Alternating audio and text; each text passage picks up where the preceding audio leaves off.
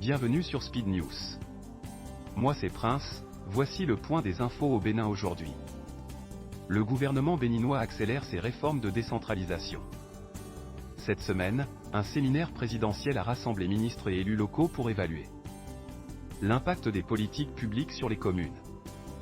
L'objectif, renforcer l'autonomie des collectivités territoriales et rapprocher l'État du citoyen béninois. Dans le nord du pays, la situation sécuritaire reste tendue.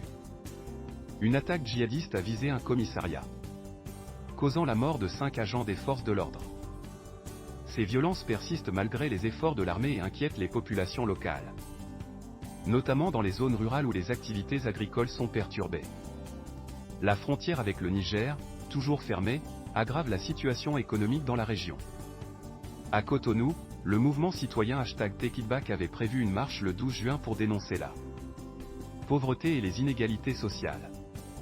Finalement, la manifestation a été annulée, la police invoquant des raisons de sécurité. De nombreux jeunes avaient prévu de participer, témoignant d'un climat social tendu et d'une envie de changement.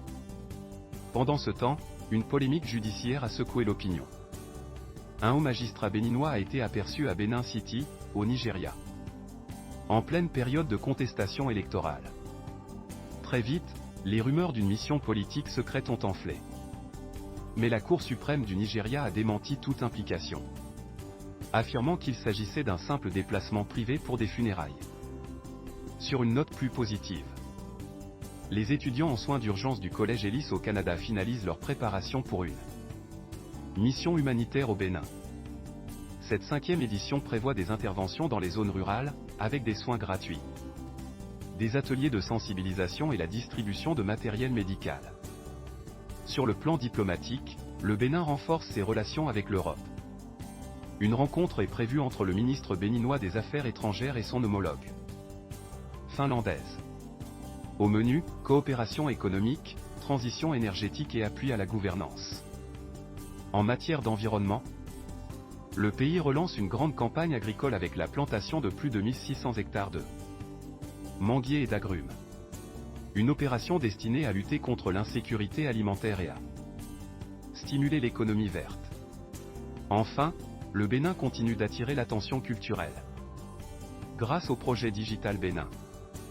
Une base de données recense plus de 5000 objets d'art pillés pendant la colonisation.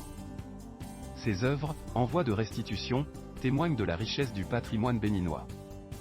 Le documentaire Dahomey, acclamé à l'international, revient sur le retour des trésors royaux, notamment la statue du roi Guézo, exposée aujourd'hui au Bénin. Le Bénin, entre défis sécuritaires, réformes profondes et renaissance culturelle, avance à son rythme vers un avenir qu'il entend maîtriser.